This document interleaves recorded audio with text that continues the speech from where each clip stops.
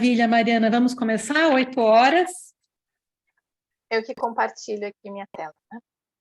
Isso. Eu aviso quando faltar aqui 5 minutos, então.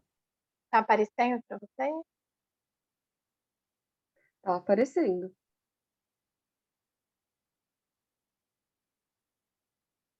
Tá bom, então posso começar? Pode Então, bom começar. dia. Meu nome é Mariana Priester, eu vou apresentar o artigo Estudo sobre a área de entorno do Conjunto Urbanístico de Brasília, a Portaria IFAM número 68 de 2012. Esse artigo foi escrito também pela Renata Martini Loureiro e a professora Ana Elizabeth de Almeida Medeiros. Então, o artigo está estruturado na primeira parte, que é a introdução, a segunda parte, a área de entorno do Conjunto Urbanístico de Brasília, do CUB, a terceira parte, análise dos parâmetros da Portaria 68 de 2012, e a parte final, a conclusão. Então, como tema, a gente tem o instrumento de proteção de bens culturais denominado entorno. Deixa eu tirar só esse que ficou na frente aqui, slide. O objeto de estudo seria a Portaria IFAM número 68, que delimita a poligonal, né, de proteção do Conjunto Urbanístico de Brasília, Portaria 68, como objetivo geral. Então, a gente traz uma análise dos pontos de conflitos existentes nas poligonais dos setores definidos, tanto no texto quanto no anexo 2 dessa portaria, e como objetivos específicos, então, seria a indicação de ajustes que possibilitem uma aplicação mais efetiva dessa legislação e dos critérios estabelecidos. Então, nesse estudo, a gente não está propondo alterações dos critérios adotados para a preservação da ambiência e da visibilidade do conjunto de Brasília, mas sim a indicação de ajustes que enfim, possibilitem essa aplicação mais efetiva, né, como eu já falei. Então, atualmente, a principal função das áreas de entorno de bens tombados, ela é entendida como sendo resguardar a ambiência do bem de interesse principal, estabelecendo um perímetro de amortecimento com o intuito de frear pressões de crescimento e de transformação. Então, nessas áreas, de acordo com as práticas do Instituto do Patrimônio Histórico e Artístico Nacional, IFAM, são estabelecidos parâmetros que tratam, em sua maioria, de questões urbanísticas. Então, com esse intuito, foi delimitada uma poligonal ao redor do Conjunto Urbano de Brasília, e, de acordo com o parecer técnico número 9 de 2011 do IFAM, essa área ela garantiria uma qualidade espacial especial necessária para a fruição do bem tombado e que restauraria ao entorno o papel de agente construtor de uma paisagem qualificada, né? A partir dessas premissas, então, de acordo com esse parecer, uma caracterização da ambiência do CUB foi feita, o CUB é o conjunto urbano, né, a fim de estabelecer diretrizes para sua gestão, né, considerando que a área envoltória do plano piloto ela funcionaria como um pano de fundo que daria sustentação paisagística e urbanística à área protegida. Um destaque, então, foi dado para o território, que condicionou a forma assumida pelo projeto urbanístico de Lúcio Costa. O conjunto está inserido dentro da bacia hidrográfica do Paranoá, que conforma em seu eixo leste o formato de um anfiteatro que moldura e configura a ambiência de parte do conjunto, né, possibilitando a visualização do horizonte estabelecido pelas encostas das colinas que conformam a bacia do lago e também do céu, como a gente consegue ver nessa imagem. Lá no fundo, então, a linha do horizonte demarcando o limite da área de entorno. Anteriormente à demarcação da área de entorno, a Superintendência do IFAM do Distrito Federal ela vinha demonstrando certa preocupação com o aumento da urbanização e do adensamento previsto e proposto pelo Plano Diretor de Ordenamento Territorial, PDOT, de 2009, para as áreas próximas do conjunto, né?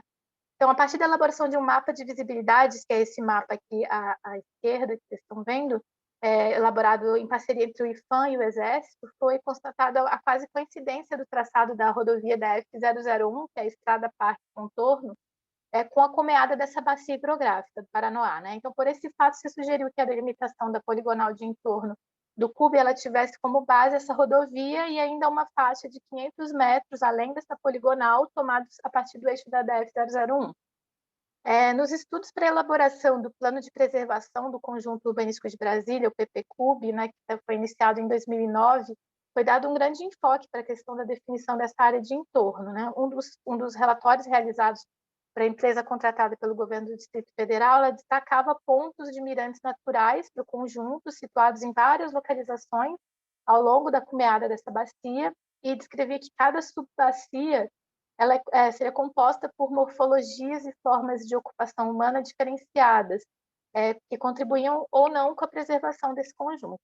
Na proposta apresentada para o projeto de lei complementar, anteprojeto de lei complementar 78 de 2013 do PPCub, se apresentava uma setorização para a área de entorno que tomava como base para a delimitação dos setores, principalmente os eixos viários, né, com algumas exceções, como aqui nessa, não sei se vocês estão vendo o meu mouse, mas aqui no caso, nessa área de entorno 1, é delimitado pelo Parque Nacional de Brasília e a Floresta Nacional, a Flona, aqui embaixo, e nessa área 5, aqui em laranja, que engloba aqui embaixo, passando aqui desse eixo viário, o trecho 2 da região administrativa do Parkway. Né? Então, o IPHAN ele mantinha o entendimento de que seria desejável a adoção de parâmetros comuns entre as instâncias federal e local para a preservação dessa área de entorno do CUB, porém pontuando que cada uma deveria atuar dentro das suas competências específicas. Né? Então, ao IPHAN caberia zelar pela preservação da ambiência do bem a partir dos valores que embasaram seu tombamento e a sua inscrição na lista do patrimônio mundial, e ao GDF caberia também a obrigação de preservação dessa ambiência, além de ser o responsável pela regulamentação do uso do solo, do uso e da ocupação do solo, devendo fazer a compatibilização da legislação urbanística, né? Tanto a Lei de Uso e Ocupação do Solo, a LUOS, quanto o PDOT, o Plano Diretor, entre outros, né? Então, a proposta do IPHAN, ela tomou como referência essa pré-setorização da área de entorno do CUB, apresentada pelo relatório prognóstico do PPCub. A proposta do IPHAN ela fez os seguintes ajustes considerados necessários para a preservação da linha de cumeada da bacia. Né? Na área que margeia o Parque Nacional, aqui em cima, ao se estabelecer 500 metros no lado oposto da rodovia DF-001, incluía-se uma área já ocupada, ainda de forma rarefeita, porém situada nessa bacia, na cumeada da bacia. Tendo em vista as tendências de adensamento previstas para o entorno, o IPHAN considerou necessário criar um setor de proteção dessa área para evitar o impacto indesejado na visibilidade do horizonte, e então ficou esse setor 2. Com relação às áreas 4 e 5 da proposta, né, do PPCub, o IPHAN considerou que, do ponto de vista da caracterização da ambiência do conjunto, elas apresentavam características semelhantes, conformando o anfiteatro leste, né, que seria toda essa área 5 aqui, como um fundo para a figura do bem tombado, então devendo manter ali parâmetros mais rígidos. Né? Então, na portaria 68, a área 4 e a área 5 se tornaram o setor 5, que é esse grande setor aqui embaixo. A área 2 da proposta do PPCub, ela abrigava os núcleos mais antigos do entorno, uma ocupação já consolidada, alvo de políticas de adensamento, né, apresentando trechos muito verticalizados, como na região administrativa de Águas Claras, né, que já prejudicavam a ambiência do bem, porém uma situação considerada de difícil reversão. Né, então ela se tornou o setor 3 na portaria do IPHAN, que é esse setor aqui. A proposta de setorização do IPHAN ela foi pensada como uma complementação às diretrizes previstas à época pelo PPCub, porém, ao longo dos anos de elaboração desse plano, a área de entorno foi retirada do texto da proposta. Esse plano ainda agora vai acontecer uma audiência pública, ele ainda não foi publicado, né? Então ele ainda está em elaboração, mas essa proposta de entorno foi retirada, então ficando apenas protegida pela portaria do IPHAN. Então, nesse contexto de aplicação dessa portaria de 68, já há 10 anos, foi possível estabelecer leituras críticas sobre essa normativa. Uma delas teria que ver com a falta de articulação com os parâmetros urbanísticos locais. Outra questão apontada diz respeito à extensão das áreas tombadas e da área de entorno, e também o fato dos parâmetros da portaria eles se restringirem a tratar da altura das edificações, ou seja, ele se preocupa unicamente com a visibilidade e deixa outros aspectos de lado. No entanto, o objetivo desse artigo ele se limitou a verificar os conflitos que foram encontrados no texto da portaria e que podem prejudicar, né, a efetiva implementação dessa normativa, como a gente vai ver a seguir.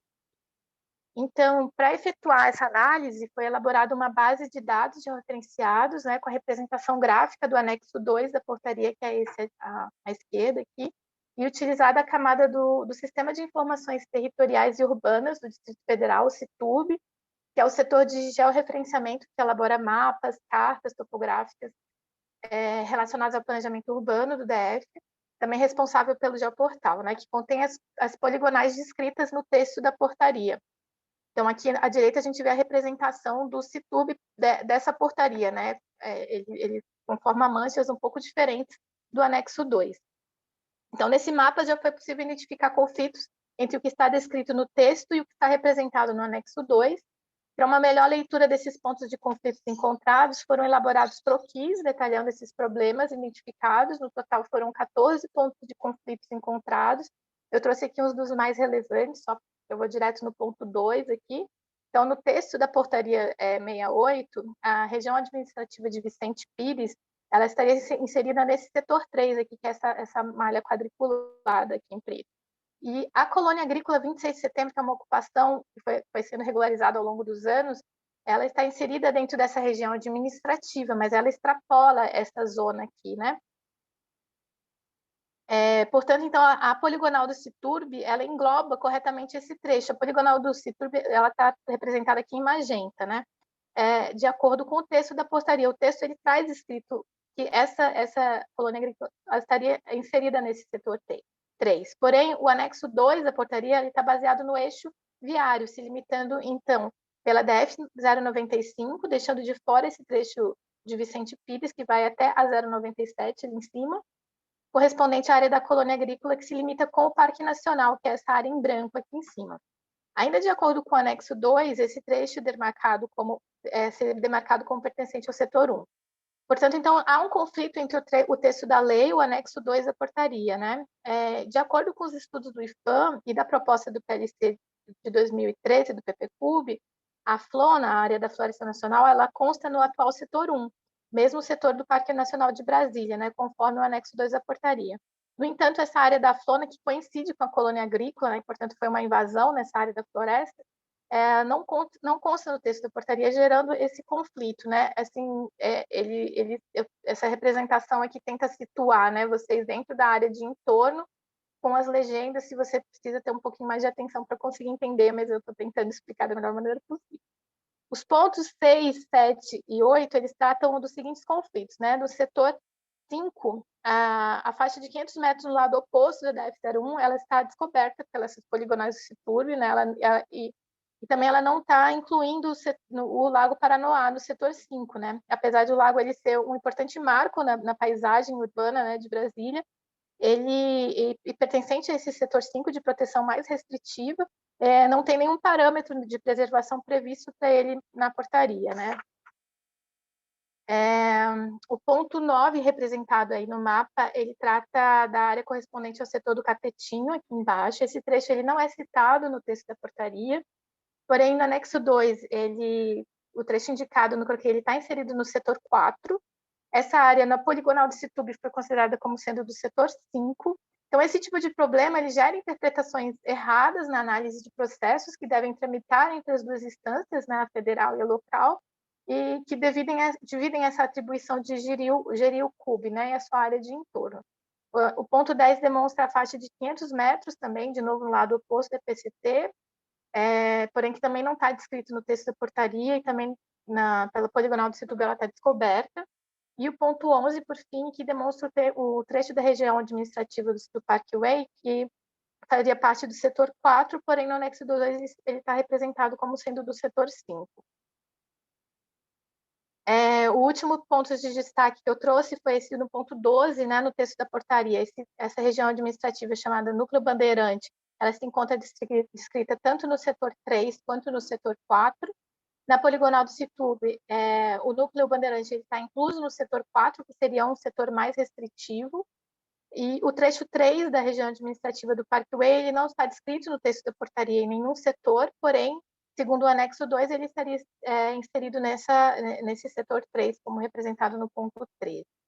Então, após a avaliação desses dados, foi elaborado um mapa com uma proposta de correção desses pontos de conflitos, contendo as poligonais dos setores e a descrição para a definição dessas poligonais, né, e uma possível revisão da portaria 68. A proposta de texto para definição das poligonais, ela utiliza preferencialmente os eixos viários, né, os eixos rodoviários do DF, bem como outras limitações físicas, como a poligonal do Parque Nacional de Brasília, no intuito de evitar que as poligonais elas sejam estabelecidas por limites mais suscetíveis a alterações, como ocorre com as regiões administrativas, né, porque elas extrapolam, devido ao crescimento, elas acabam extrapolando limites territoriais. Então, além disso, onde havia sobreposição de critérios, optou-se pelo critério mais restritivo. Então, por fim, foram analisadas também as subdivisões dos setores 3, 5 e 6, Os outros setores não possuem subdivisões, então, no setor 3, a gente trouxe aqui as 6 subdivisões, né, que demonstram graficamente os parâmetros dispostos no texto da portaria. Eles se dividem pela altimetria, né, do território, então ele graficamente apresentado assim fica um entendimento mais fácil da leitura. Então, finalizando, a gente propõe, né, que todos os parâmetros sejam sempre considerados os parâmetros mais restritivos, com exceção da região administrativa de Águas Claras, que é uma exceção, né? Então, com essas proposições, a gente busca contribuir para a normativa que estabelece critérios para o entorno do CUB, o qual torna mais eficaz a aplicação da portaria. Agora, no final, eu quis fechar mais rápido, porque eu vi que só faltava ali 1 minuto, mas obrigada, seria basicamente isso. Mariana, obrigada. Você ficou exatamente em 15 minutos. Excelente. Como está previsto na programação do 7º ano PAC, o debate vai acontecer após as apresentações. A próxima apresentação é da Raquel Bergantin, Miguel Antônio Buzar, o patrimônio arquitetônico do Plano de Ação em São Paulo, histórico de preservação. Vamos começar, Raquel?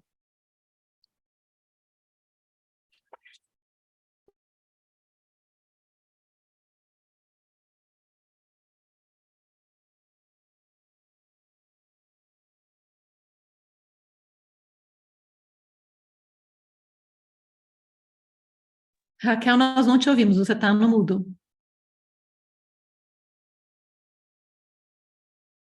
Continua no mudo.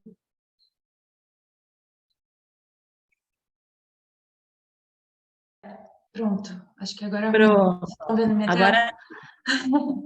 Agora sim. Então tá.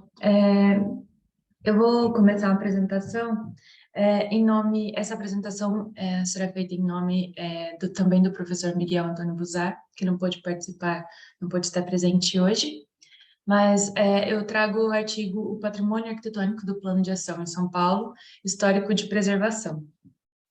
Aqui como capa já deste trabalho, eu trouxe uma das únicas imagens que representa um dos únicos edifícios que são atualmente tombados, um dos 3 edifícios que são atualmente tombados do plano de ação. O plano de ação foi um plano de governo estadual que aconteceu de 1959 a 1963, foi realizado pelo governador Carvalho Pinto, e ele resultou na produção de mais de 1.100 empreendimentos públicos para o estado de São Paulo, tanto na capital quanto nas cidades do interior. E dentre esses edifícios construídos, nós do Grupo de Pesquisa Arte Arq-BR do IAUSP, nós conseguimos levantar 661 destes edifícios com precisão, já 521 obras, né, desse conjunto, que são muito significativos para a produção da arquitetura moderna brasileira, mas sobretudo paulista, né? E como forma de elucidar esse levantamento que o grupo de pesquisa tem desenvolvido, eu trouxe aqui um exemplo de uma ficha catalográfica que nós fazemos destes projetos e também um exemplo de uma das análises de projeto. E para cada obra que nós selecionamos, nós desenvolvemos uma identificação dessa obra. Nem sempre nós sabemos quem foi o arquiteto responsável, ou qual foi o ano em que a obra foi construída, mas sempre que nós encontramos essas informações, elas são documentadas. Então, nós colocamos também material gráfico encontrado ao longo das visitas, ou visitas a acervos, informações de campo provenientes de fotos da situação atual do projeto, em visitas técnicas, imagens que nós encontramos em publicações anteriores referentes ao projeto, seja ele a original ou a situação atual, e também nós fazemos uma análise do projeto como um todo, no sentido de redesenhar tanto o projeto original quanto os anexos e as construções que foram posteriores à obra. Sob a perspectiva de tentar compreender quanto esses projetos foram alterados, quais as consequências dessas alterações. Então, resultam em desenhos tanto bidimensionais quanto maquetes eletrônicas, maquetes físicas, para tentar compreender um pouco melhor sobre estes projetos. Aqui eu trago algumas imagens que já foram usadas em exposições do grupo de pesquisa. Estes são alguns dos projetos mais significativos e conhecidos do plano de ação. Dentre a produção do plano de ação, nós temos um conjunto de obras que contribuíram para uma pluralidade arquitetônica dessa produção moderna, para além do convencional, para além do que já tem sido muito estudado. Então, ao mesmo tempo em que nós temos projetos como o do Artigas, para a Escola Conselheiro Crispiniano, que é o grupo escolar de Guarulhos, o grupo escolar de Itanhaém, o grupo escolar de Utinga, aí nós temos o Fórum de Araras, do Fábio Penteado, o Fórum de Amparo, nós temos também alguns outros projetos que foram pouquíssimo estudados, como é o caso, por exemplo, de um projeto que eu trouxe para essa apresentação, do arquiteto Kurt Hollander, que ele fez em São Carlos uma escola com salas-pátio. São salas de aulas que se abrem para pequenos pátios adjacentes, com um diálogo forte com um tipo de produção escolar que foi realizado também, por exemplo, pelo Richard Neutra, em algumas escolas na América Central e em Los Angeles, sobretudo. Dentre o patrimônio listado do plano de ação, apenas 3 edifícios são hoje tombados, que seria o edifício Alcides de Carvalho, do Instituto Agronômico de Campinas, que ele foi tombado pelo CONDEFAT e também pelo CONDEPAC. A Escola Estadual Conselheiro Crispiniano, que ela foi projetada em 1961 pelo Artigas e tombada pelo CONDEFAT. E a FAUSP, que ela foi projetada durante o plano de ação, mas concluída em 1969. E este foi o primeiro edifício do plano de ação que foi tombado pelo CONDEFAT.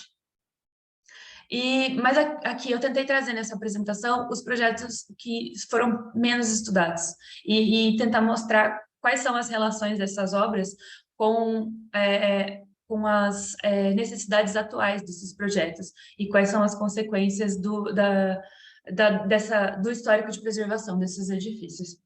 Na Escola Antônio Adolfo Loeb, do Kurt Hollander, nós fizemos um desenho do projeto original e um desenho considerando todos os anexos que estão presentes hoje no projeto atual, em função da necessidade de atender às novas demandas do edifício escolar. Só que algumas soluções, as decisões desse projeto, resultaram em algumas consequências para o edifício escolar. Nessas imagens ao lado aqui, no lado direito do slide, nós temos uma representação do que seria o projeto original e uma foto da situação atual do projeto do mesmo ângulo. Então, todos os espaços livres do edifício que estão hoje cercados dentro do limite do terreno escolar, eles foram ocupados ou por anexos, ou por quadras cobertas, ou por bibliotecas, que são as necessidades atuais da escola. Então, esse ângulo aqui, por exemplo, é daqui, ó, sendo visto aqui deste cantinho da planta, onde você conseguiria antes ver todo um espaço livre para as crianças brincarem, e hoje essa circulação é restrita. Aqui eu trago mais um exemplo nesse edifício escolar, que seria era um pátio externo separado para as crianças do jardim de infância. E atualmente, como a escola é somente para crianças de jardim de infância, apenas as salas de aulas ficam apenas em um bloco, e esse pátio que antes era aberto, ele passou a ser um refeitório, ele foi coberto e ele passou a funcionar apenas como um refeitório. E, por fim, eu trago mais uma imagem que seria do pátio coberto, que seria um dos espaços de convivência do edifício. Mas, atualmente, ele acaba sendo a única área de respiro da escola, pois ele está cercado por todos os anexos posteriores. Uma solução também complicada, nós podemos encontrar também no grupo escolar do bairro do Macuco, que era o grupo escolar de Santos, foi projetado pelo Clodomiro de Abreu, e esse edifício, ele se destaca dentre os projetos do plano de ação por ser um edifício anelar. O edifício estava inserido em uma praça circular, e por ele ser anelar, ele tinha 3 acessos principais, e a própria arquitetura do edifício cumpria com o papel de delimitar os limites da escola. Não tinha necessidade de ter muros no projeto. E aí, o edifício, para dialogar e dar um caráter lúdico para essa relação com o entorno adjacente, com a praça, ele tinha, ao longo de todo o anel do edifício, um mural do artista Mário Gruber, que atualmente não existe mais. Em visitas posteriores, nós pudemos visitar o local e obter relatos de que o muro foi pintado. E aí, quando a direção da escola, na época, descobriu a importância que o mural tinha para o projeto original, eles decidiram reproduzir uma réplica desse mural nos muros que eles construíram posteriormente na escola. Que aqui, por exemplo, é possível ser observado nessa foto aqui de cima. Então, aqui eu tenho mais uma imagem, que essa é uma das segundas consequências do edifício. A parte interna era um espaço aberto, livre, para as crianças brincarem. Mas, pela necessidade de ser construída uma quadra coberta, o projeto ele acabou resultando em a quadra ela funciona como se fosse uma tampa para esse espaço, que era um espaço de ventilação. E aí, como consequência, hoje todas as salas de aula necessitam de ar-condicionado. E quando você conversa com as pessoas dentro da escola, a maioria prefere ficar nesses espaços de ar-condicionado, porque na parte de fora acaba sendo muito quente. Então, aqui eu trouxe também uma imagem mostrando essa quadra coberta. Aí, um terceiro projeto que nós trouxemos para essa apresentação é o Grupo Escolar de Reginópolis, do Eduardo Nise de Mello, que atualmente ele ainda é um dos únicos edifícios escolares da cidade, é uma cidade bem pequena. E nós fomos visitar esse edifício com o intuito de encontrar as salas-pátios projetadas para esse projeto. Mas nós não encontramos, e a única forma de identificar que um dia existiram salas-pátios nesse projeto foi com rachaduras na parede, onde a gente pôde identificar quais portas foram fechadas dessas salas de aula e que alteraram o projeto, as decisões do projeto original. Esse projeto escolar, ele também é significativo para essa apresentação, tendo em vista que, originalmente, o edifício se distribuía num formato em L, e atualmente, em função do crescimento da escola, ele é praticamente um edifício em O, porque na parte de trás do observador, dessas duas fotos, por exemplo, foi projetado um primeiro anexo, que se assemelha um pouco e respeita um pouco da linguagem do edifício original, mas com essa imagem aqui no canto esquerdo, nós tentamos representar o anexo que estava sendo construído no momento da visita, mas que ele já não dialoga completamente com o restante do edifício. Ele que faz o fechamento em O desse edifício escolar. E, por último, eu trouxe um quarto exemplo, que seria a Escola Monsenhor Jerônimo Galo, do Abelardo de Abreu, em Piracicaba. E ela é significativa também, sobretudo porque quando nós visitamos esse edifício, nós não conseguimos identificar, num primeiro momento, a relação entre o que nós estávamos vendo e a planta que nós levamos para o estudo. Porque aqui nós temos uma perspectiva do arquiteto, do que ele previa para este projeto, a relação com a cidade, a relação com o entorno adjacente, a criação desses espaços de permanência livres, né, com a cidade, e a situação atual, que atualmente está totalmente murado. O terreno está um pouco reduzido, mais restrito em relação ao previsto no projeto original. E quando a gente entrou no edifício, em vários momentos nós pudemos identificar que os anexos, a linguagem dos anexos, elas são também completamente diferentes da linguagem moderna prevista no projeto original. E nós trouxemos essas questões porque para tentar destacar a importância de buscar conhecer o projeto e as memórias desses projetos para tentar preservar também o valor simbólico dessas arquiteturas e dessa inserção dessas arquiteturas no espaço urbano, que acaba sendo que, pelo menos nos projetos do plano de ação, elas caracterizam preocupações que foram diferenciais para a produção moderna paulista, com fortes preocupações com o convívio social e com o entorno, e que muitos desses projetos, a relação com esse entorno, pelas grandes praças adjacentes aos terrenos, os edifícios abertos, atualmente elas foram inviabilizadas, tendo em vista os grandes muros, os cercamentos que foram consequentes posteriormente, né, no projeto, e que alteraram em muito as diretrizes do projeto original. Mas eu acredito que seja isso. Eu gostaria de agradecer e agradecer a presença do professor Miguel, que ele já está aqui também agora. Obrigada. Obrigada, Raquel. Outro trabalho que foi extremamente pontual. Bem-vindo, Miguel. Bom vê-lo aqui na nossa sessão. Fantástico trabalho que você... Parabéns a Tudo todos. bem? E vamos seguir agora com o trabalho Marcas do Tempo enquanto Valor em Edifícios do Século XX, a sede do Instituto Moreira Salles, no Rio de Janeiro, do Juliano Loureiro de Carvalho. Vamos começar, Juliano?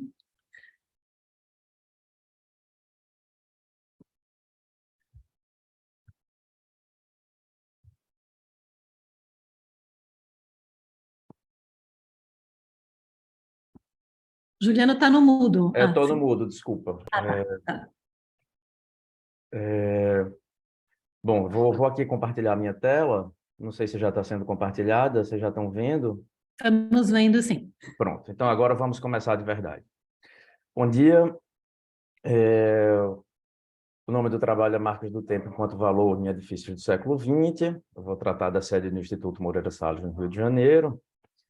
E esse trabalho é parte do reconhecimento do patamar atual em que se dá a preservação de edifícios do século XX,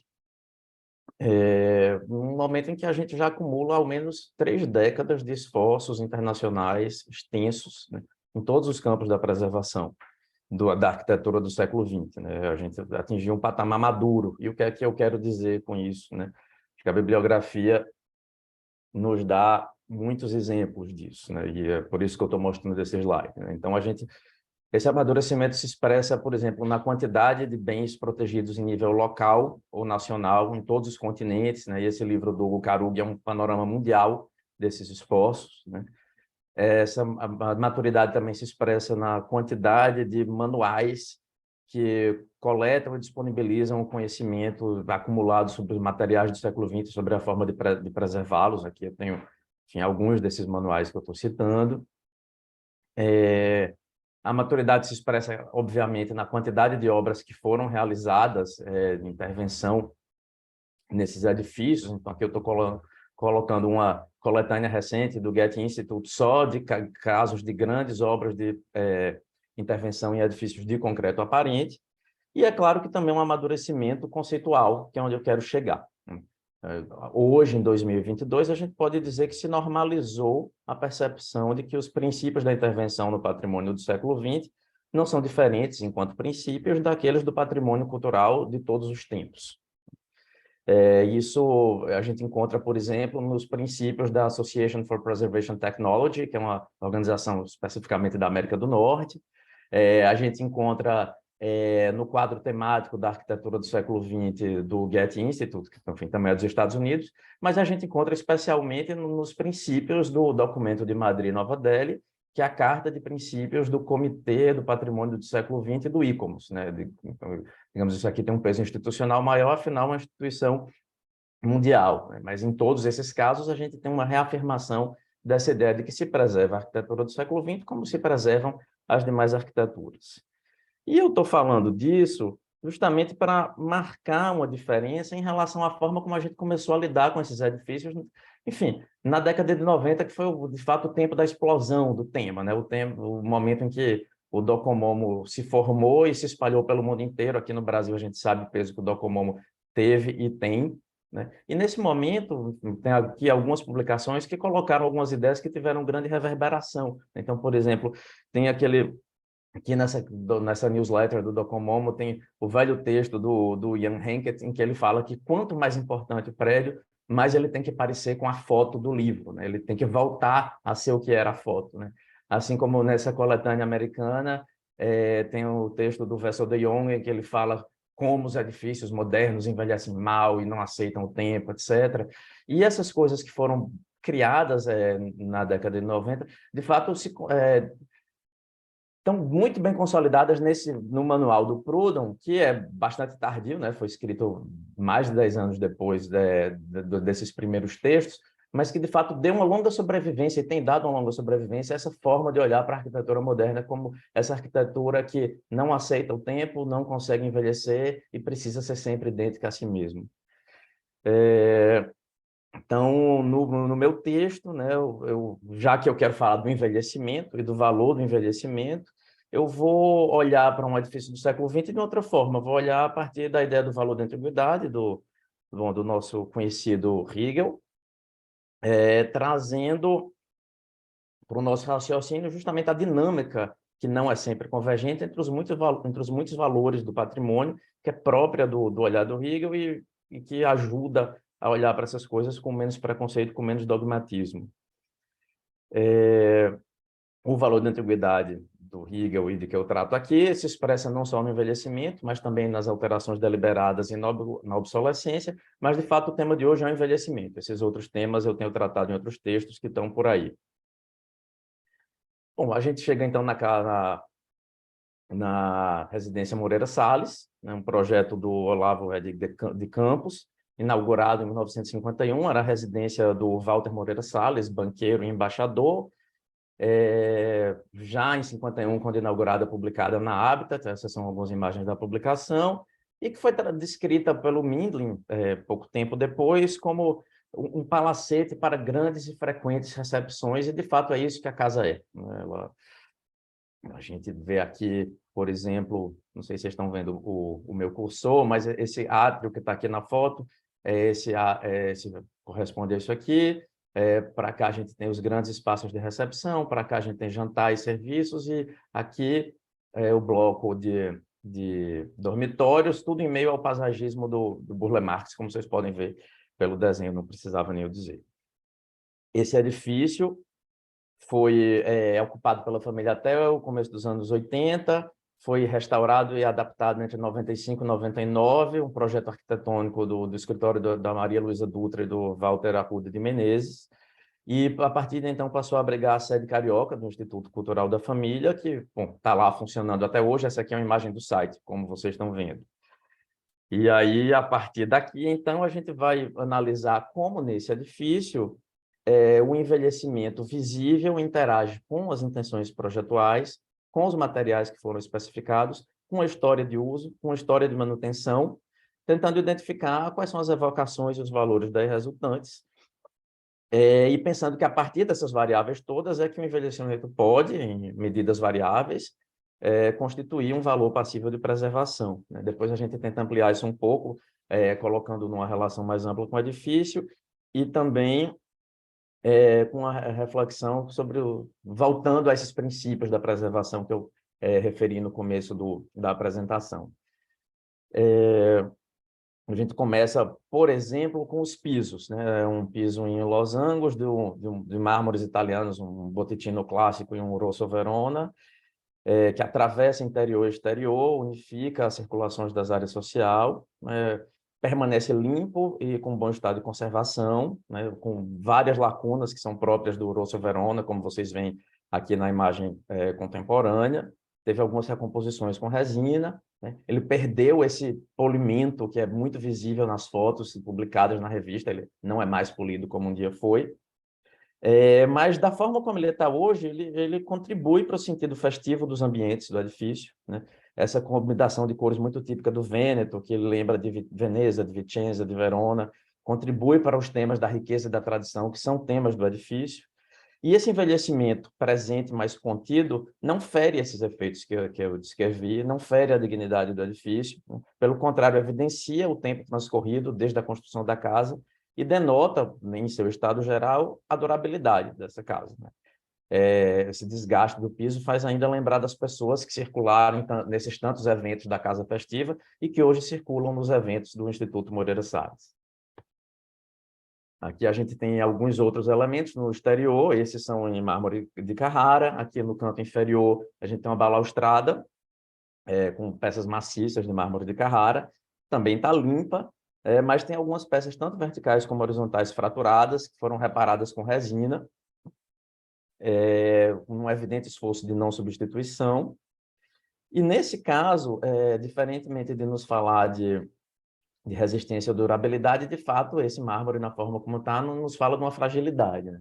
Também as placas do revestimento externo, que por uma questão normativa, elas não chegaram a cair, mas por uma questão normativa, para atender à norma contemporânea, decidiu-se colocar um conjunto de parafusos de fixação e a resina aplicada por sobre esses parafusos acaba que tem um impacto visual muito grande, seja quando ainda tem a resina, seja nos pontos em que a resina se perdeu, né? Então, aqui a gente vê uma manutenção dos materiais no longo prazo não tão bem sucedida quanto aquela que a gente viu em relação aos pisos.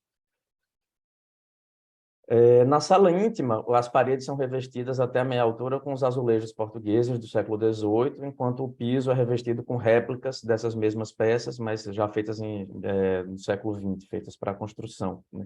Aqui, nas paredes, essas arestas vivas, diferentemente das arestas arredondadas do material do século XX, e as diferentes formas de envelhecimento, a fragmentação, nos lembram do envelhecimento com outro sentido patrimonial, né? Com essa possibilidade do envelhecimento da veracidade às referências históricas, um tema que já foi tratado, por exemplo, pelo David Lowenthal e pela Caroline Kosmeyer.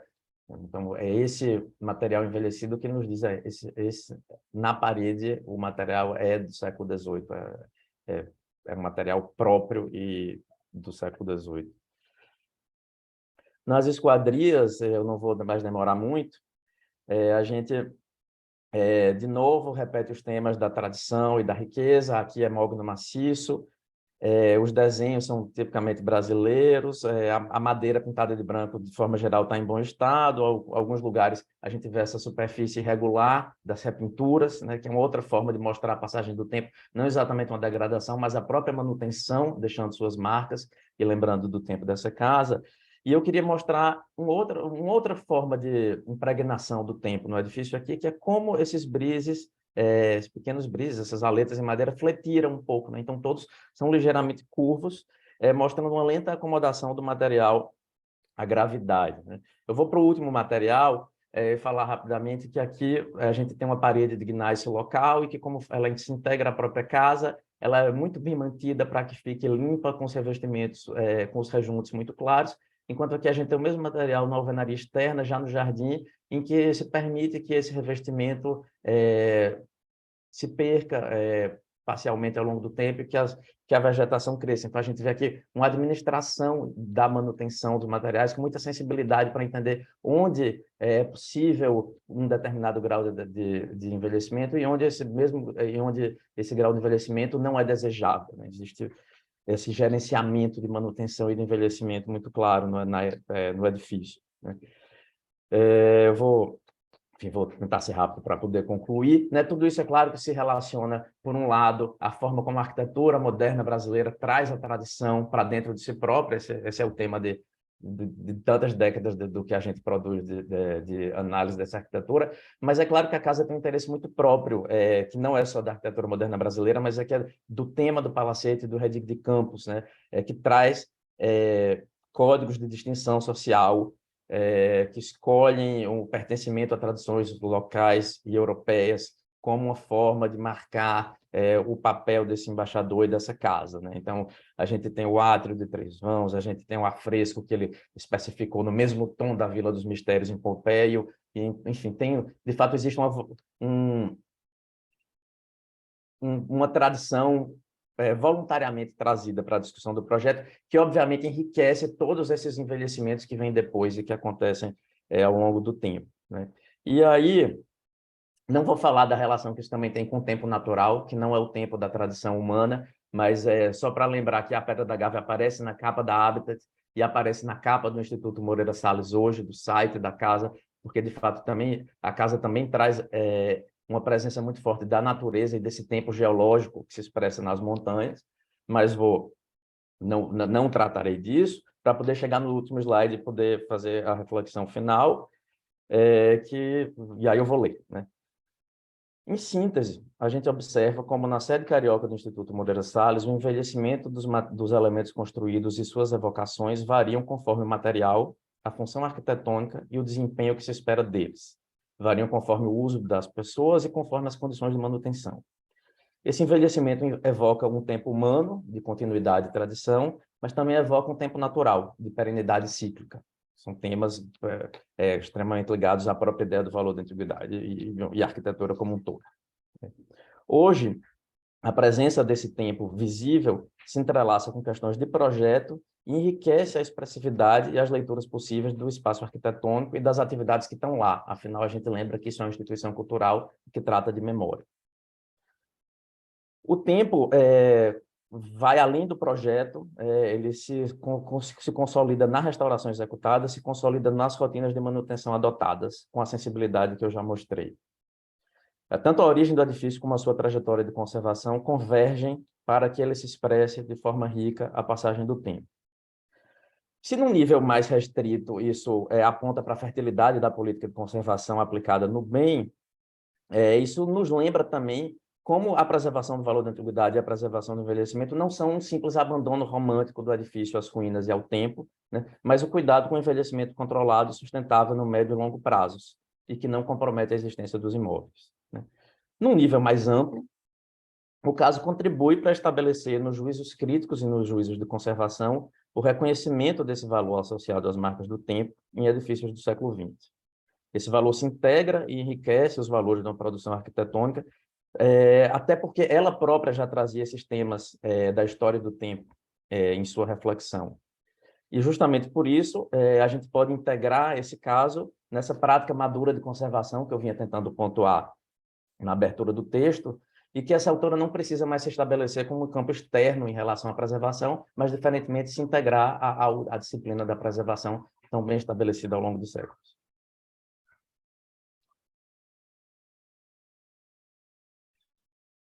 Concluiu, Juliana? Excelente, muito obrigada. Obrigada a todos os apresentadores e apresentadores que ficaram estritamente no tempo, isso é excelente, a coordenadora sempre fica feliz quando isso acontece. E agora nós temos, então, um tempo para o debate. Eu gostaria de abrir a palavra para os participantes, se tem perguntas, se gostariam de fazer perguntas às palestrantes e ao palestrante. Enquanto a audiência vai pensando nas perguntas, eu tenho uma para todos os apresentadores, que é o seguinte. Primeiro, eu queria comentar que eu fico muito feliz, agradeço muito ter sido colocada na coordenação dessa sessão temática, por conta da extrema qualidade dos trabalhos. A gente vê um esforço de pesquisa, um critério na pesquisa que é excepcional, a meu ver. Então, eu queria expressar a minha satisfação em estar na coordenação dessa mesa. E eu começo com a seguinte pergunta: como a gente vê que as pesquisas têm essa qualidade, têm essa profundidade?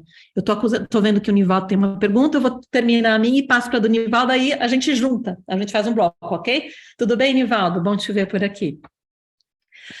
A minha pergunta é se vocês podem falar um pouco sobre os desafios que vocês enfrentaram no desenvolvimento dessas pesquisas, né?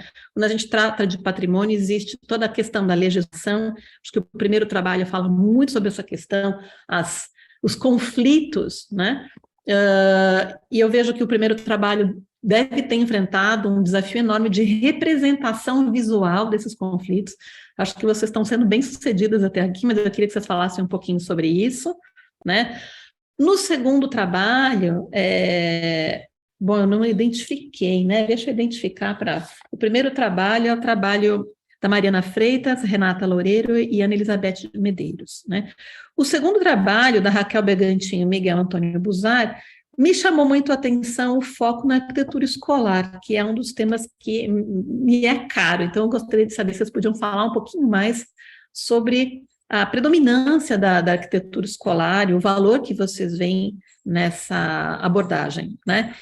E no terceiro trabalho, eu achei encantadora, realmente fascinante, toda essa abordagem que o Juliano traz sobre o envelhecimento e o foco nos materiais, na manutenção, e principalmente nesse final, algumas coisas me chamaram a atenção, que é como uma cultura de manutenção é um saber arquitetônico, né? Quando você fala sobre o envelhecimento da parede de pedra, em uma circunstância, na fachada do edifício, ela tem uma função. Quando ela está no muro, é uma outra abordagem de manutenção. A gente vê que existe aí todo um saber de arquitetura quando é incorporado na manutenção, né? Então, se você pudesse falar um pouco mais disso, acho que seria fantástico. E também, você falou que você não teve tempo de falar sobre o tempo geológico e o tempo da arquitetura. Vamos usar esse tempo para você falar mais um pouquinho, já que a gente tem esse tempo.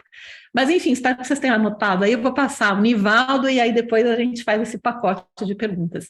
Nivaldo, quer fazer a sua pergunta? Obrigado, bom dia, Ana Gabriela, bom dia, gente, Miguel, Juliano, todo mundo. Infelizmente eu cheguei tarde, enfim, estou numa correria enorme final de semestre e eu vi agora a programação, disse, o que é que eu vou assistir? Aí quando eu cheguei já estava no final da segunda apresentação, então eu assisti o finalzinho dela e a de Juliano e gostei muito do que eu vi. A minha pergunta é mais dirigida para Juliano, porque esse tema da restauração do moderno é algo que tem me interessado também há muito tempo. E, embora haja um certo consenso, não é um consenso, mas há uma compreensão, não diria generalizada, mas bastante aceita, de que na restauração, de modo geral, não se deve cancelar a ação da passagem do tempo. No caso da arquitetura moderna, como o Juliano mostrou, é o contrário. A prática e vários pensadores importantes desse campo específico defendem que o edifício deve ficar como estava na foto, como ele citou, citando... acho que um dos holandeses, fundadores do Docomomo, não lembro exatamente quem é que ele cita. Mas aí eu queria falar especificamente desse projeto, que eu andei pesquisando ele com meus bolsistas PIBIC, o Instituto Moreira Salles. Embora o Brasil seja pioneiro na preservação do patrimônio moderno, né, como a gente sabe, desde os anos 40, a restauração, o tema da restauração como restaurar é muito mais recente. Ele é dos anos 90 para cá. Eu acho que essa é uma das primeiras intervenções de restauro de um bem moderno, que a questão é levada... não é feito como se faz, mas há uma reflexão, há um debate. Na época foi publicado um artigo no seminário do Docomomo. A autora, um dos autores do projeto de restauração, é a primeira brasileira a fazer o curso de restauração do ICROM, na virada dos anos 70 para os 80, Maria Luísa Dutra, ou seja, tem uma formação especializada, nos anos 80 já ela faz, uma formação especializada na área. Então eu queria ouvir de Juliano um pouco, né, se a análise dele, porque ele focou muito na revista Habitat e nas imagens do edifício hoje, como ele se encontra hoje. Se ele tentou também entender quem são esses arquitetos que fizeram esse restauro, como eles defenderam as decisões de projeto que eles tomaram, entender um pouco mais essa questão específica da intervenção realizada no final dos anos 90, na segunda metade, se não me engano, dos anos 90, por esses dois arquitetos de São Paulo, né? No edifício do Rio, que é paradigmático de uma arquitetura carioca singular, não é a carioca paradigmática, porque, como ele mostrou, tem muitas singularidades. Então, eu queria ouvir um pouco ele também sobre a intervenção, porque esse projeto coloca outra questão, né, que ele não abordou, claro, por causa do tempo, eu imagino. Houve uma intervenção de ampliação, tem anexos construídos nesse edifício. portanto, as intervenções realizadas nele não se limitam à restauração e adaptação ao novo uso de centro cultural dedicado à fotografia e às artes em geral, mas também à criação de novos pavilhões para abrigar usos vinculados a esse novo programa, né? Então, eu queria ouvir de Juliano um pouco isso. Enfim, só agradecer, achei excelente o que eu pude ver. E lamento não ter chegado mais cedo. Excelente, obrigada, Nivaldo. Eu vou sugerir que a gente siga a ordem inversa das apresentações. A gente começa com o Juliano, que foi inquirido aqui pelo Nivaldo também, e aí a gente segue com Raquel Bergantin, Miguel Antônio Busari, e depois a Mariana e a equipe. Pode ser? Vocês concordam com essa ordem? Então, excelente. Então, vamos começar com o Juliano. Nivaldo, eu vou tomar a liberdade de abaixar a sua mão, tá? Muito bem, vamos lá, Juliano. Bem, agradeço a Ana Gabriela e a Nivaldo pelas perguntas, porque me permitem, de fato, falar um pouco mais e aprofundar o tema. Eu acho que uma coisa que ajuda a explicar tudo é que isso faz parte de uma tese de doutorado que eu estou desenvolvendo, que coloca, por um lado, o escopo que foi definido por mim, que envolve dezenas de edifícios, o Instituto Moreira Salles é só um deles, que coloca, portanto, limites ao quanto de tempo cada um deles me permitiu ter para poder abordá-lo, né? Isso quer dizer que, pensando nos desafios da pesquisa, no meu caso, eu acho que o principal desafio foi partir de conceitos ou de percepções, de intuições minhas sobre o tema e dar concretude à forma como isso acontece em cada edifício, né?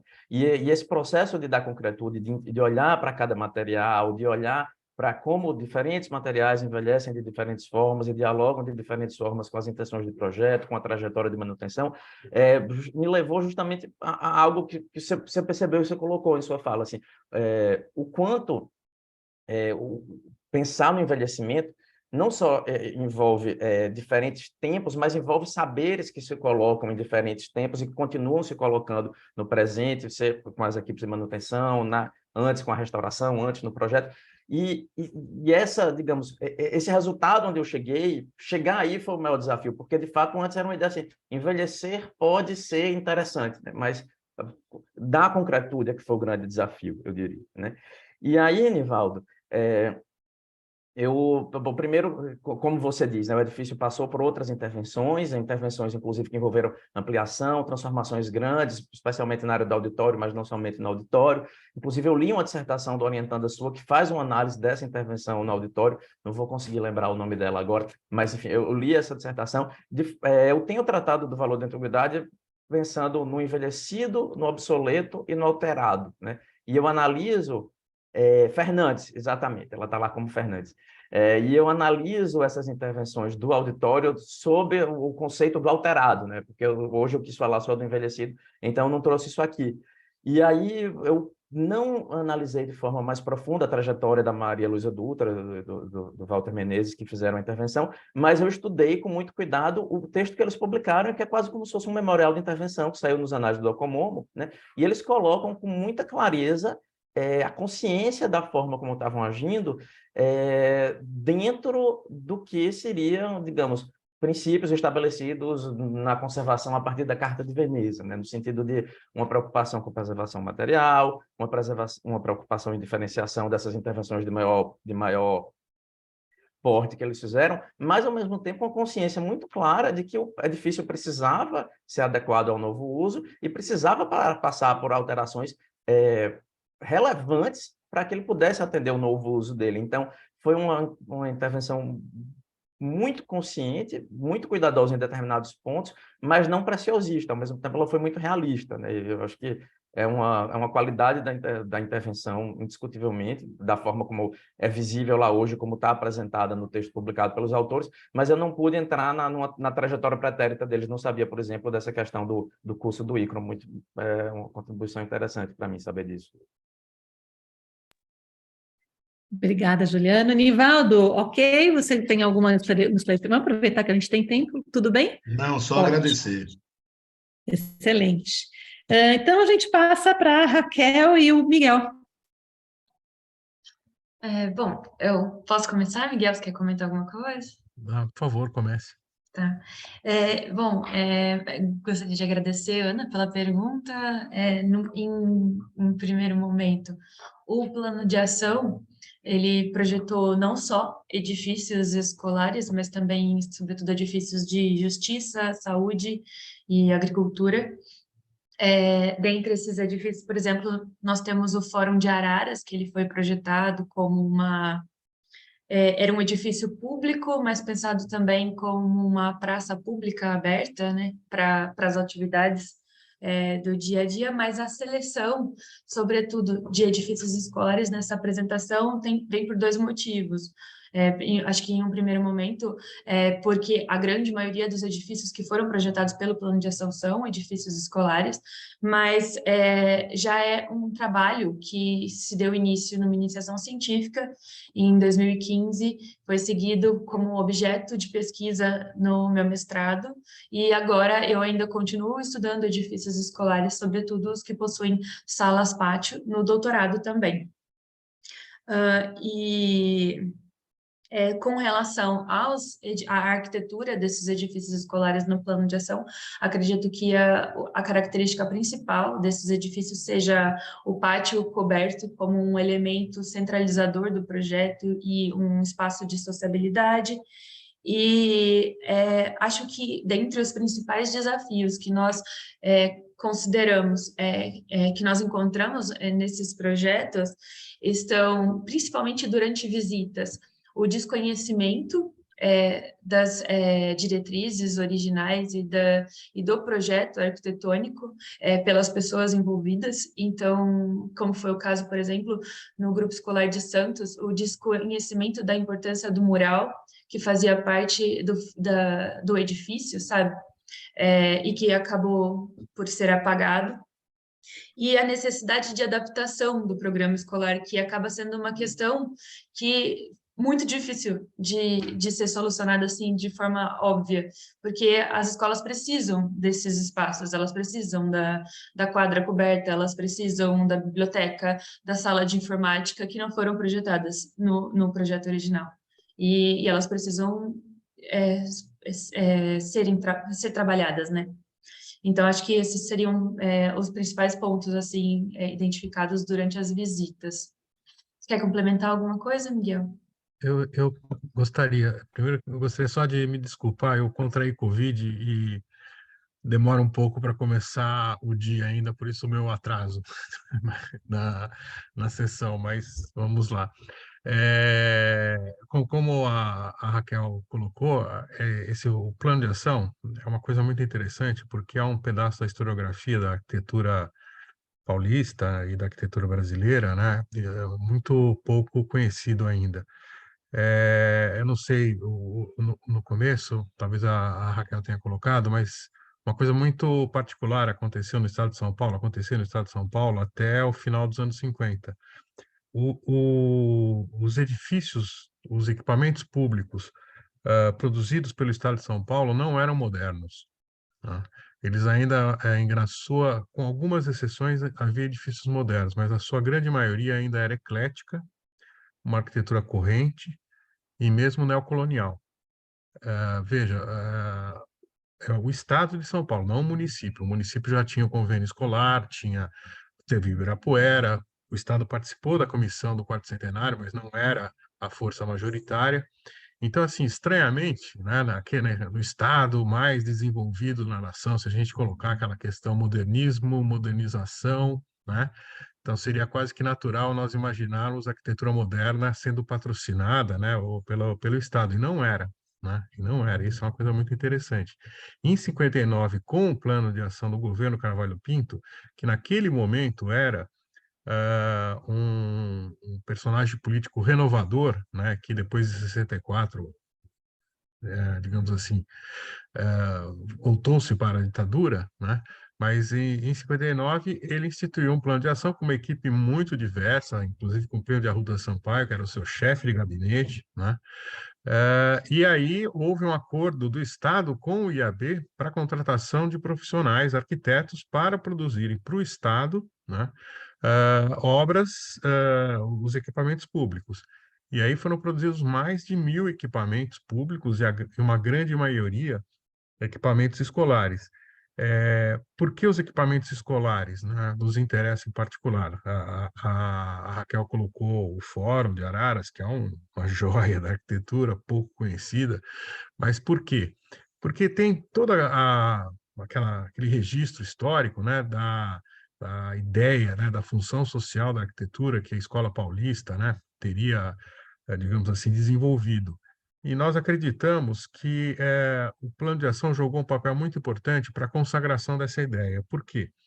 Porque o Artigas, as casas do Artigas, sobretudo as casas do Artigas da década de 50, já colocava a ideia de um espaço de formação, né? A grande sala-praça, a diminuição dos cômodos individuais, né? Dos dormitórios, assim por diante, a centralidade, né? Dessa grande sala-praça, que seria digamos assim, um protótipo, né? De um espaço público, né, e que o convívio nesse espaço seria, de alguma maneira, indutor de um convívio na sociedade, né, e um convívio sempre entendido como democrático. A ação, né, essa ideia de um espaço de formação das casas é uma ideia bonita, digamos assim, mas ela é muito restrita, né, digamos, à família. Né? Quando que esse espaço de formação ganha um sentido, né, coletivo e público, ou poderia ganhar, justamente nas escolas. Né? Então, a ideia daquela sala-praça, ela foi transferida em grande parte dos projetos, né, para os pátios das escolas. Né? Então, aí nós vamos ver as escolas do Paulo Mendes da Rocha, do Artigas, e de vários outros arquitetos que exploram justamente essa ideia, né, do pátio como o grande espaço de liberdade de criação. Né? E aí esse seria, né, digamos assim, esse modelo, né, esse percurso, né, da arquitetura, né, poder adquirir uma função social, né, e participar da formação e, em certo sentido, transformação da sociedade, ganhou um destaque justamente no plano de ação. Então, para nós, por isso que, focando isso, né, e aí, só articulando com que as questões do Juliano, né, e as questões que o Nivaldo colocou, achei maravilhosa a sua frase, Nivaldo, cancelamento da história. Eu vou usar daqui para frente. Se me permite, né?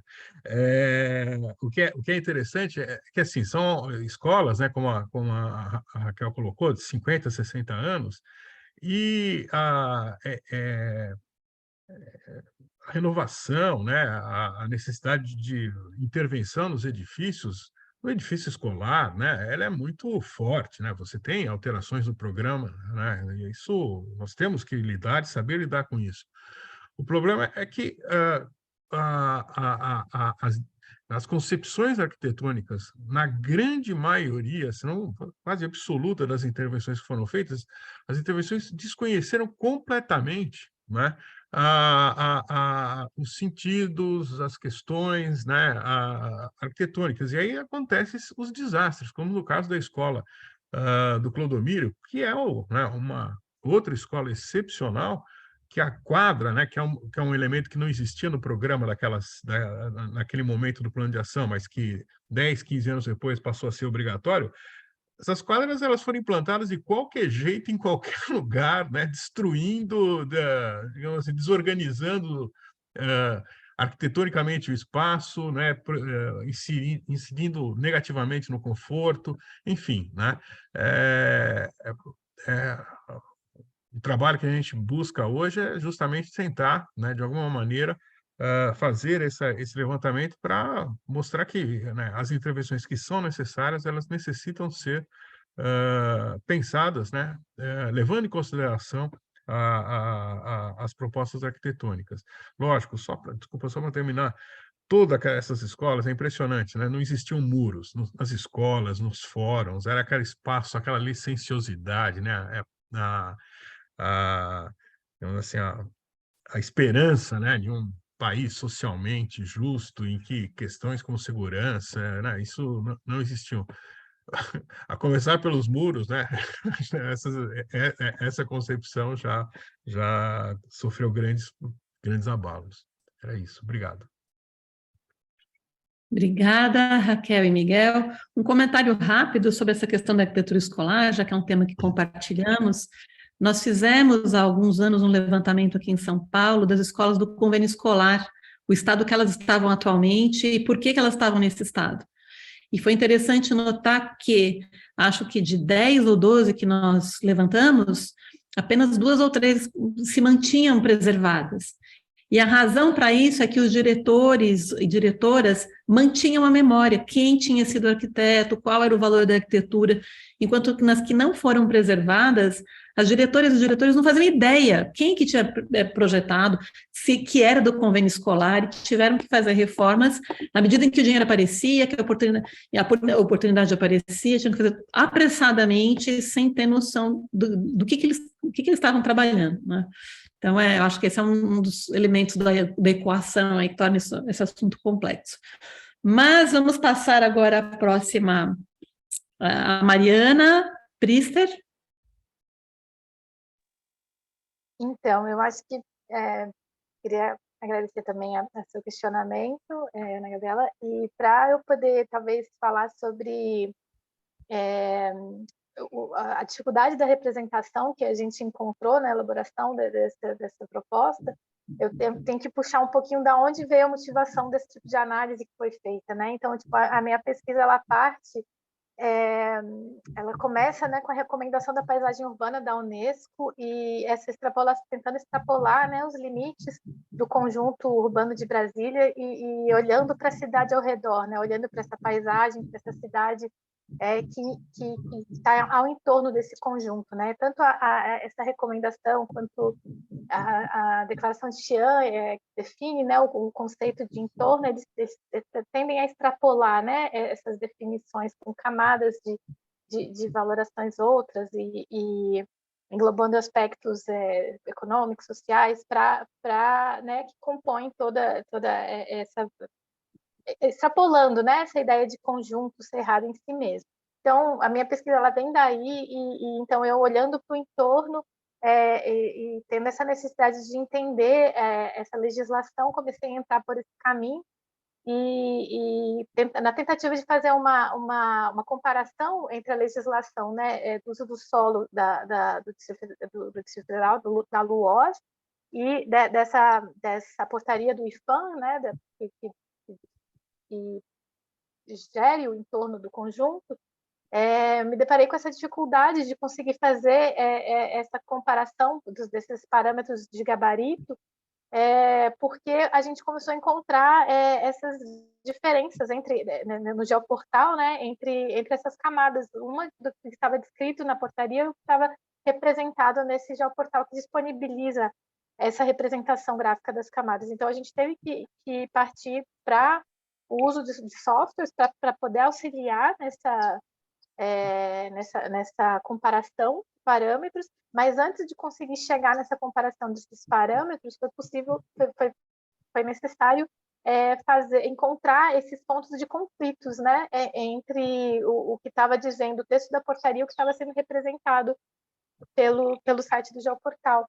E aí, então, surgiu esse trabalho aí, né, de identificação desses pontos para a gente conseguir compatibilizar, conseguir fazer uma proposta na qual eu pudesse usar essa proposta que eu estou usando para fazer, então, a comparação entre os parâmetros da LUOS e a da portaria. Então, a dificuldade foi essa, né, de conseguir mergulhar no texto da portaria, entender o que estava sendo definido ali, mas, enfim, estou ainda trabalhando nesses dados e até o momento as dificuldades têm sido essas, mas que gerou esse primeiro trabalho, né? Essa primeira análise desse texto da portaria, né?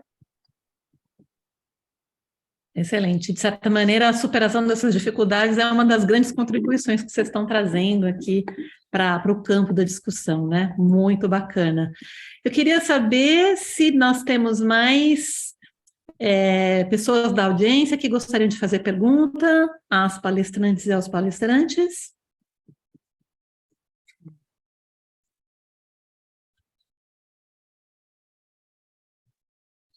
Se não, eu vou fazer mais perguntas, gente. Eu tenho sempre muitas. Na verdade, não são bem perguntas, é que são assim, pergunta no sentido, enfim, de alguma dúvida, mas o interesse, na verdade, sobre os processos de pesquisa, né, que me pareceram tão interessantes. Então, enquanto o pessoal, já que a gente tem tempo, vamos usar esse tempo, aproveitar esse momento do nosso encontro aqui. E eu queria saber se os palestrantes têm perguntas uns para os outros. Eu tenho, é que eu não estou conseguindo levantar a mão, então vou no áudio direto. Então, pronto, vamos lá. Enfim, trabalho em Brasília, moro em Brasília e acompanho a preservação da cidade, e por causa disso eu queria fazer uma pergunta para a Mariana, que é uma coisa que você passou lateralmente na apresentação, dizendo que verificou algumas coisas questionáveis na portaria, mas que a análise não era sobre isso, aí partiu para os mapas, né? Mas o que você levantou como questionável é a extensão da área, ou o fato de que os parâmetros são somente de gabarito e não tratam de outras coisas.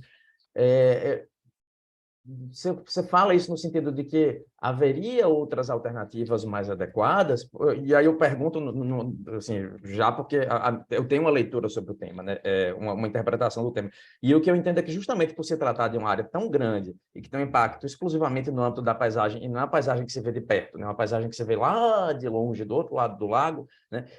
A minha impressão é que o gabarito é um parâmetro suficiente para controlar o impacto, porque mesmo que seja uma ocupação densa, mas se for baixa, ou mesmo que seja uma ocupação com materiais tipo XYZ, porém se for baixa, ela vai ter um impacto que àquela distância é aceitável, entendeu? Eu queria saber o que você acha do assunto, já que você estudou isso. Oi, Juliana, tudo bom? Então, na verdade, assim, pelo tamanho, pelas proporções, né, como você bem ressaltou, essa portaria, ela se resumiu realmente a tratar da visibilidade. Eu acho que está compartilhando a tela. Ainda tem alguém compartilhando a tela e a gente está vendo um e-mail. É isso, é. Enfim, então a portaria se limitou realmente a tratar dessas questões de visibilidade. No entanto, quando a gente traz para o estudo, como eu estou fazendo na minha tese, as questões sobre o entorno e todos os documentos patrimoniais que tratam sobre a questão, eles trazem outros aspectos, né? Outras camadas de preservação que também estariam inseridos nesse entendimento de entorno, como ambiência, como a questão dos usos mesmo, né, que você está inserido na legislação de uso e ocupação do solo. Mas, na verdade, o que eu aponto nesse trabalho é que, no início, quando foi pensado essa legislação, essa gestão do entorno, o PPCUB ele trazia uma contribuição local muito boa, assim, que essa parte depois foi retirada do texto, então ele tinha condições de entrar nesses setores de maneira mais pontual, de maneira mais local mesmo, porque é uma instância do governo local que estaria trabalhando ali, e o IPHAN, como um órgão federal, ele acaba tratando da questão de maneira de um ângulo mais de fora mesmo, assim, talvez a visibilidade ali é uma coisa mais de fora, então uma escala maior, esse aspecto do governo federal estaria tratando nisso, mas no âmbito do governo local você consegue entrar em detalhes, você consegue entrar no tratamento dado às rodovias, no tratamento dado a EPCT em cada setor, ou o tratamento dado paisagístico de acessos para aqueles locais, para esses mirantes naturais que a portaria traz, são pontos de visibilidade que você consegue ter para o conjunto, né, de fora para o conjunto de urbanístico, e de dentro do conjunto você também consegue, né, de vários ângulos, ver essa linha de cumeada. Então, esse tratamento mais detalhista, que poderia estar falando de usos, poderia também estar falando ainda de vegetação ou de materiais, né, enfim, acaba que não chega, né, não chega nem na normativa federal, e a distrital foi retirada. Então, seriam esses aspectos assim, que eu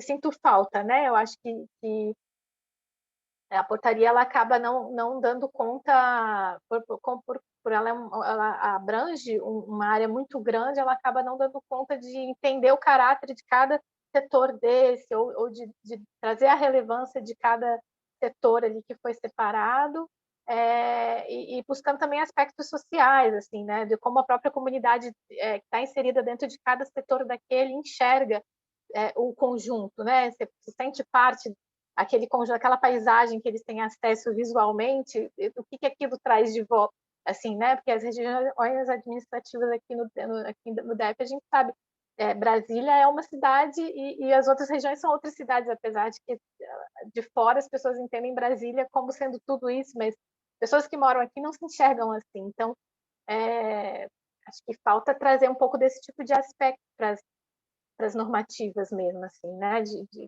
Mais nesse sentido a análise, assim. Só que esse trabalho ele pega muito o lado técnico, né? Ele só vai direto nessas questões, mas extrapolando esse artigo na minha tese eu tento trabalhar um pouco isso. Assim.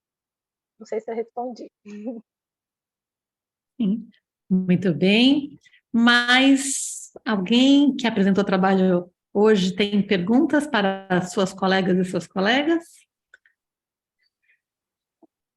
Não? Então eu volto a perguntar à nossa audiência se tem perguntas para os palestrantes. Também não.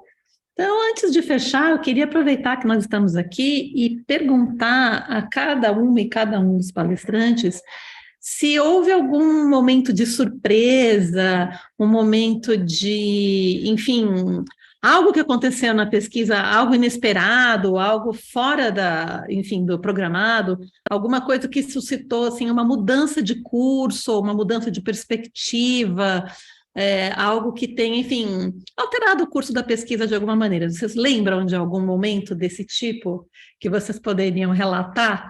Aí eu vou deixar a ordem à vontade, porque depende de lembrar, né? De um momento, enfim, momento pivotante na pesquisa. Alguém gostaria de começar? Eu tô vendo as expressões de vocês, acho que está todo mundo lembrando de algum momento desses. Quem que gostaria de começar? Mariana, que já está com o verdinho aqui na tela. Eu lembro do momento em que eu tive contato com uma tese que foi defendida em 2021 ou 2020, algo assim, de uma servidora do IPAM, do Rio de Janeiro, enfim, Karina Mello, ela fez uma tese dela sobre o entorno dos bens tombados. Era meu tema de pesquisa, era o entorno dos bens tombados e um foco no conjunto urbanístico de Brasília, mas ela tratou de uma maneira muito completa toda a questão, e aí eu falei, conversei com a minha orientadora, bom, preciso mudar um pouco o rumo, e aí surgiu então a incorporação dessa recomendação da paisagem urbana da Unesco de 2011, e eu tentar extrapolar mesmo o uso dessa operacionalizar essa recomendação, né? Porque as recomendações da Unesco, elas são sempre muito indicativas e pouco, assim, a gente nunca consegue entender como fazer para aplicar. Então, acabou a gente trazendo esse outro tema, mas tentando extrapolar para o conjunto, para o entorno do conjunto mesmo. Então, eu tive que incorporar essa outra temática. Mais ou menos. Excelente. Muito bom, Mariana. Eu acho que isso é uma das grandes contribuições do seu trabalho também. Que bom que teve esse momento. Deve ter sido tenso, mas eu acho que é uma das grandes contribuições. A Raquel e o Miguel, tem algo para contar sobre isso? Vocês lembram de algum momento? Eu posso falar um pouquinho. Assim, acho que tem... A pesquisa, ela envolveu várias pessoas, né? Teve um aporte da FAPESP, então a gente teve condições de fazer um levantamento, né? Uma pesquisa muito profunda no estado de São Paulo, indo para várias cidades, e aí, de fato, a gente acaba tendo contato com questões muito particulares, assim, e que estavam fora do horizonte. Então, o próprio trabalho da Raquel, né, que revelou, né, a influência do Neutra, ou a interlocução de alguns arquitetos locais, né, com o Neutra, que a gente nunca não tinha a dimensão, né, não tinha a dimensão dessa interlocução. não tínhamos a dimensão que o livro do Neutra, né, aquele famoso livro, só foi publicado no Brasil, né? Não é um livro publicado nos Estados Unidos, é um livro publicado no Brasil. Então, assim, a gente vai trazendo à tona, né, coisas muito interessantes. Então, descobri que o edifício do campus de São Carlos, no qual eu dou aula, era do plano de ação, e eu nunca sabia, eu não sabia. Ah, É muito interessante. Isso que você falou da memória que se perde mesmo, não tinha, né? Agora, o imagine, mais né? estranho é que o marco, né, o marco de concreto, dizendo que é uma obra do plano de ação, está lá até hoje, né? Estava lá, sempre esteve, né? Depois, assim, o governo Carvalho Pinto, ele tinha um mapa do São Paulo com o fundo como se fosse uma colmeia, né? E todas as obras tinham um brasão com ou em concreto ou em ferro, com esse símbolo. Depois que você faz essa análise, aí você começa a olhar esse símbolo em todo lugar. Até então era paisagem, Incrível. não existia. Depois que você... Aí eu vou descobrir isso no campus da USP, vou descobrir isso em várias cidades, em várias escolas. Você entra numa escola, você olha... Enfim, existe uma série de questões, mas existe, enfim, existe essas descobertas pontuais que são surpreendentes, né? E existe um rever a própria historiografia.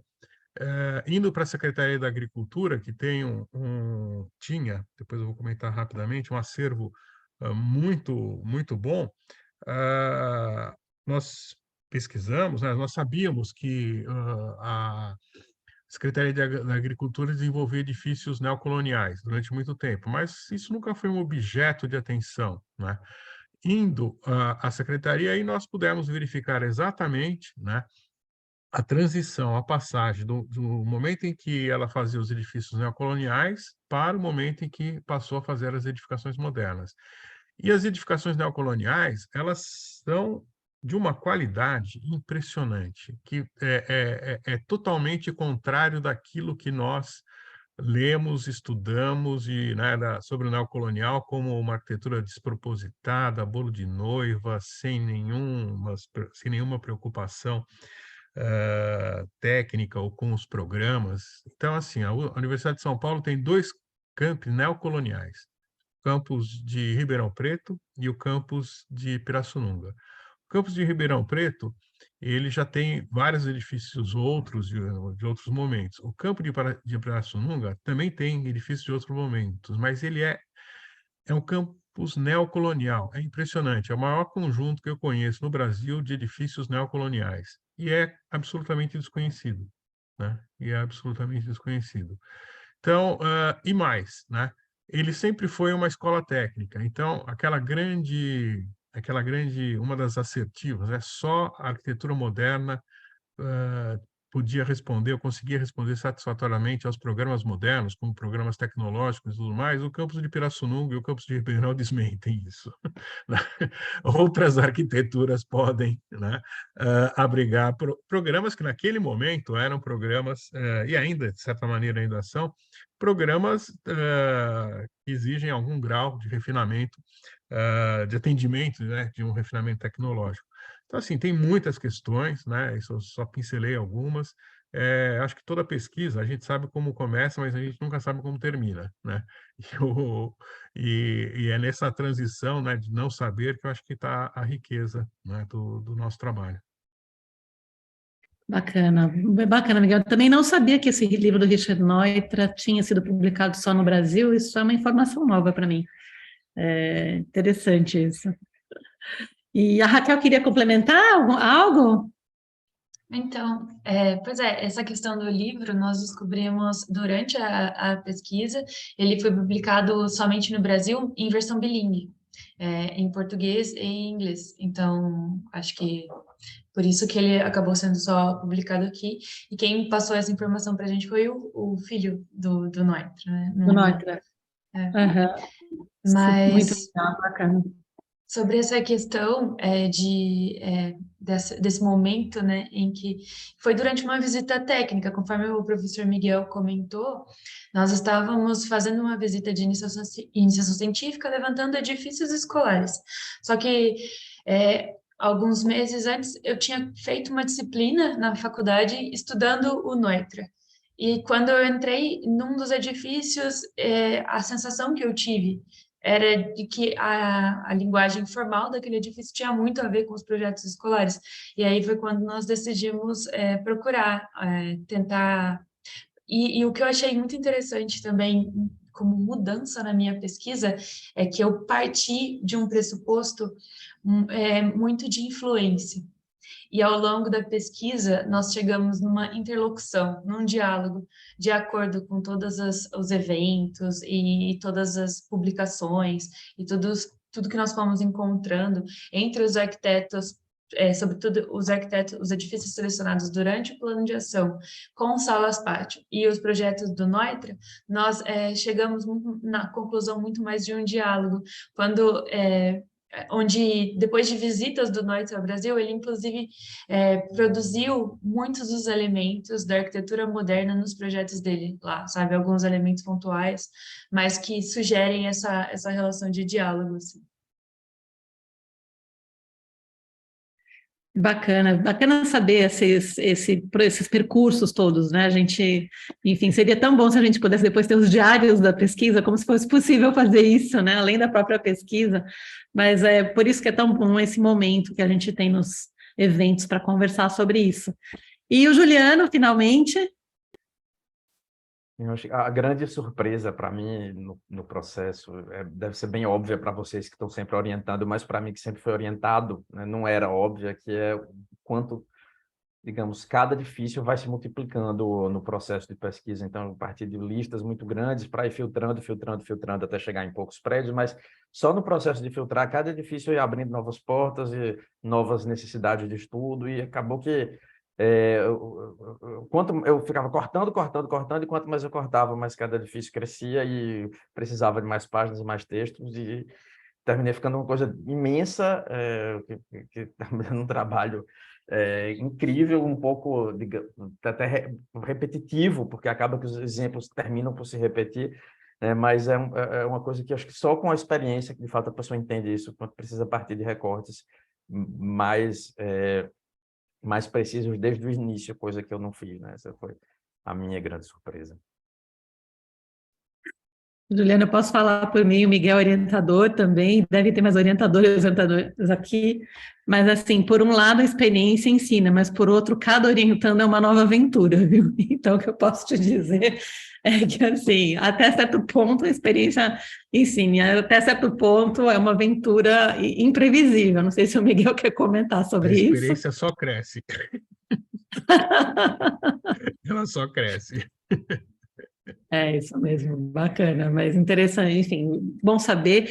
Eu fico contente que a gente tenha tido tempo de conversar um pouco sobre os processos de vocês, a gente conseguiu se aprofundar e também satisfeita, porque essa é uma sessão que está sendo gravada, então, se a gente não vai conseguir ter os diários das pesquisas de cada um de vocês, porque isso é impossível escrever, além disso, outro documento, a gente tem esse testemunho agora gravado aqui, fica uma memória da pesquisa e da nossa discussão. Então, nesse sentido, eu acho que fizemos um bom trabalho aqui também de deixar isso documentado. Ainda temos tempo e pergunto se vocês, antes do café, querem... enfim, se alguém ainda da plateia tem alguma pergunta, eu tenho aberto várias vezes essa oportunidade, mais uma vez. Se ninguém tiver mais alguma pergunta, eu ainda vou explorar um pouquinho mais os palestrantes e pedir que deixem uma palavra final sobre algo que vocês gostariam de pontuar para a gente concluir essa sessão. Assim, a gente fecha com as palavras de vocês. Começando, vou usar aqui a sequência original das apresentações. A Mariana Priester gostaria de fazer seu comentário final. Não, acho que só agradecer mesmo, achei uma pena que a professora Flaviana não pôde apresentar, enfim, mas acho que ainda assim, né, os debates foram muito ricos, muito, muito bacana ter esse contato com as pesquisas dos outros participantes. Eu agradecer e obrigada, só isso. Obrigada, Mariana. A Raquel e o Miguel? Eu também gostaria de agradecer pela oportunidade, pelas experiências, pelos questionamentos que foram enriquecedores. Eu acho que esses momentos que nós podemos dialogar com os outros colegas é sempre muito importante, né? Existe a questão da experiência, né, que foi comentada, mas existe a questão da solidão na pesquisa, né? Ela é muito, por vezes, ela é muito solitária e a gente faz e em alguns momentos é até frustrante a gente não poder conversar, né, sobre o trabalho. Não simplesmente publicar, né? Publicar um livro ou publicar artigos, mas conversar.